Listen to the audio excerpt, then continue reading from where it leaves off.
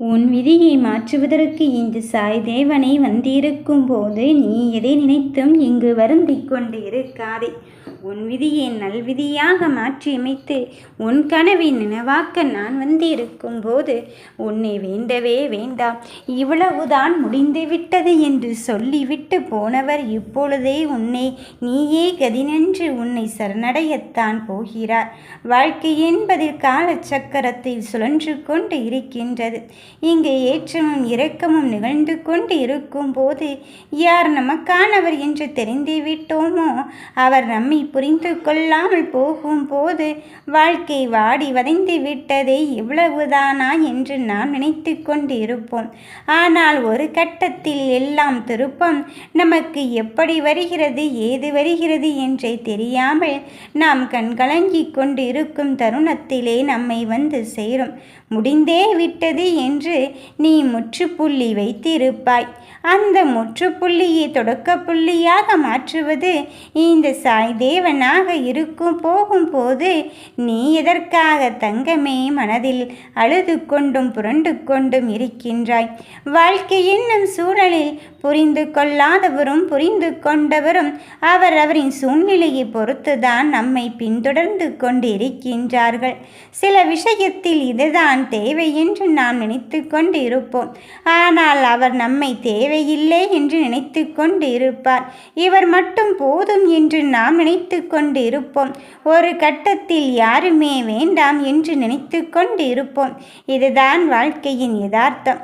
இந்த யதார்த்தத்தை புரிந்து கொண்டு நீ எடுத்து வைக்கின்ற அடியை என்மேல் பாரத்தை போட்டு நீ நிம்மதியாக இருக்கும் தருணத்தை மட்டுமே முன்னேறி கொண்டு இரு.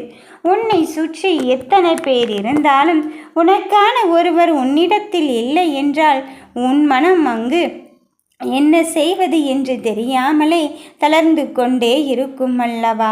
அத்தனை விஷயத்திலும் உனக்கு நல்லதொரு பயணத்தை தீர்வையும் தருவதற்கு இந்த சாய் தேவனை நான் வந்து கொண்டிருக்கும் போது உன் விதியை நினைத்தெல்லாம் கலங்காதே.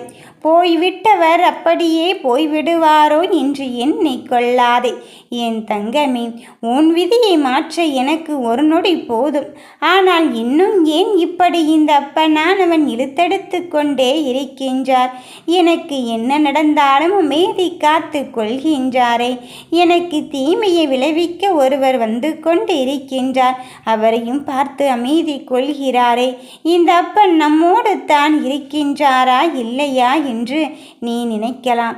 ஒன்றை மட்டும் புரிந்து கொள், இந்த அப்பன் மடி மீதுதான் நீ அமர்ந்திருக்கின்றாய். அப்படி இருக்கும்போது நீ எப்பேற்பட்ட பாதுகாப்பில் இருந்து கொண்டு இருக்கும்போது உன்னை கைவிட்டு விடுவேனோ என்ற எண்ணத்தை மட்டும் நீ நினைத்து கொள்ளாதே. உனக்கு வேண்டியவரும் வேண்டாதவரையும் நான் புரிய வைப்பதற்குத்தான் இந்த விளையாட்டை விளையாடி கொண்டிருக்கின்றேன். இதன் முடிவில் யார் வெற்றி பெறுவார்கள் என்றுதானே நீ சிந்திக்கிறாய். என் பிள்ளையை நல்லவர்கள் என்றுமே தோற்பதில்லை தானே.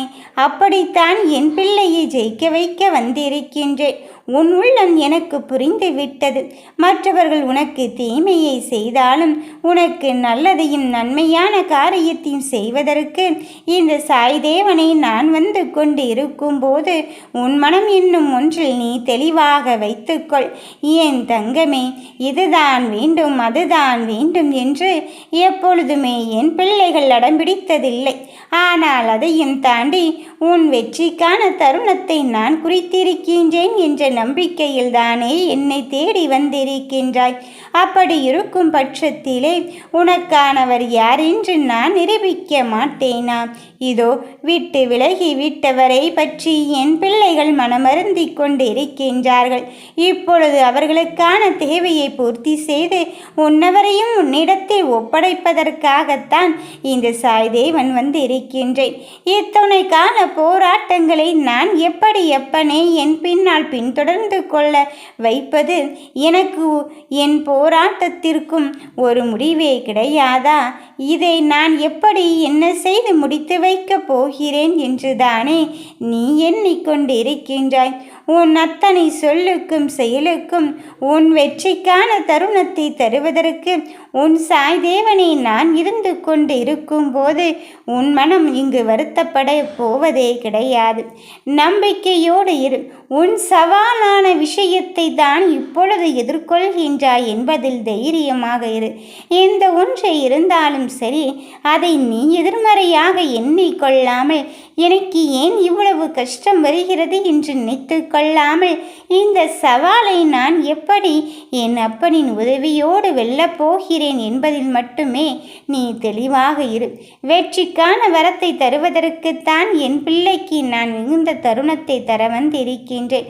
அப்படி இருக்கும் பட்சத்திலே என் கண்ணின் மணியை உனக்கான நல்லதையும் நம்பிக்கையான தருணத்தையும் தருவதற்கு இந்த சாய்தேவனை உன்னை தேடி வந்து கொண்டிருக்கின்றேன். வருகின்றதை நினைத்து எல்லாம் நீ கண் கலங்கி கொண்டு இருக்காதே. எத்துணை சோகங்கள் உன்னை சுற்றி இருந்து கொண்டு இருந்தாலும் சரி, அத்தனையும் நான் உனக்கான பயணத்தில் தொடர வைப்பதற்கு வந்திருக்கும் போது நீ எதற்காக தங்கமே மனம் வருந்தி கொண்டும் அழுது கொண்டும் இருக்கின்றாய்?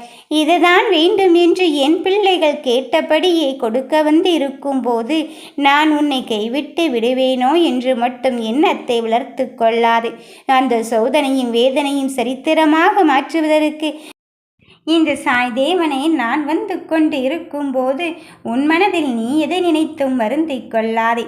என் பிள்ளையே, அந்த உறவானவர் எவ்வளவு முக்கியமானவர், உனக்கானவர், உன் வாழ்க்கை துணையானவர் என்று அறிந்துவிட்ட பிறகும் நான் இந்த நிரந்தரமான பிரிவாக்க மாற்றிவிடுவேனோ என்று நீ எண்ணிவிட வேண்டாம்.